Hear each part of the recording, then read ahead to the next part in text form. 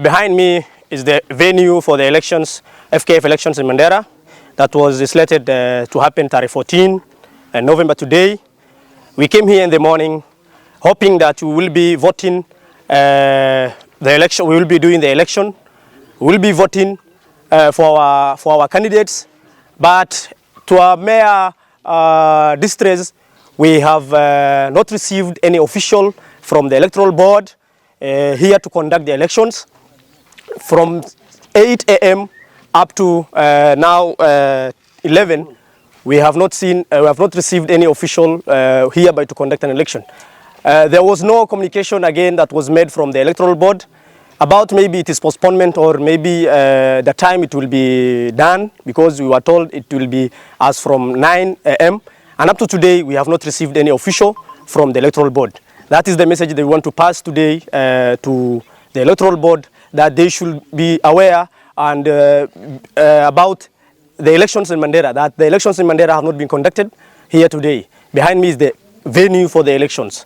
So I and my team and my officials have came here in the morning and we have not received any communication from the electoral board. That is it. There is an issue about these elections, whereby these officials in Mandera, the former chairman has submitted 16 teams with their own delegates. Delegates' names changed from the team officials. The team's officials, the bona fide team officials, are not the ones who have been published as delegates.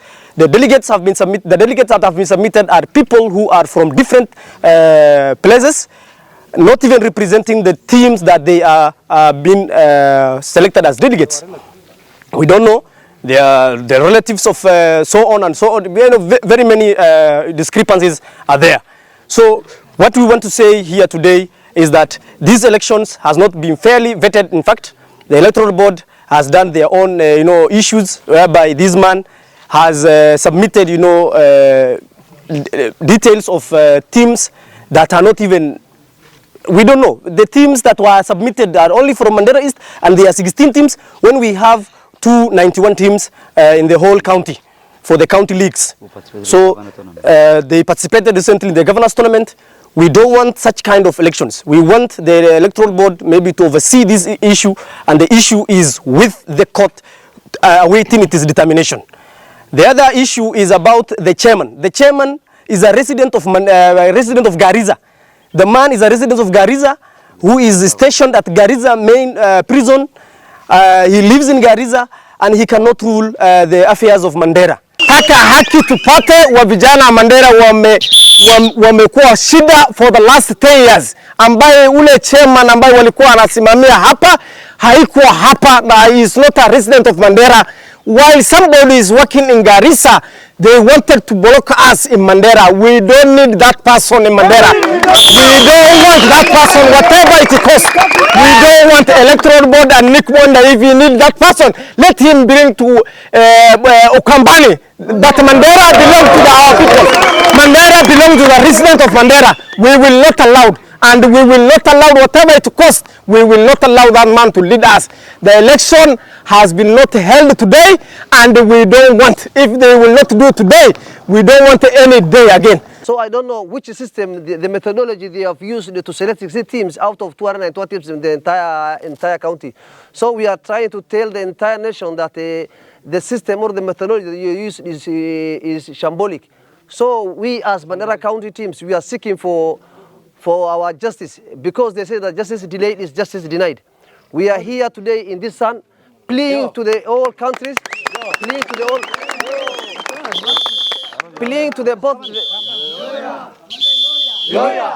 pleading to the both the county government and the national government that there is injustice that is happening in Mandera, whereby a person who is his duty is at Garissa is want to rule Mandera.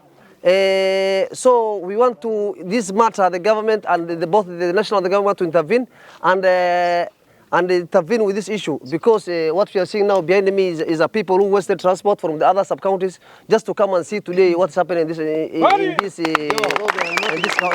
Sisi kama vijana ya Mandera East, Elwak, Lafey, all sub-counties tumedhulumiwa na jamaa ambaye anaitwa Ismail, ambaye alikuwa na system ya Nick Mwendwa haijawahi tendeka katika dunia, county ambayo iko na timu 291 na timu 16 peke yake ndio inachagua branch mzima. Hiyo ndio tunakataa. Hiyo ndio tunakataa. Na ya pili, serikali ya county ndio napatia hao message.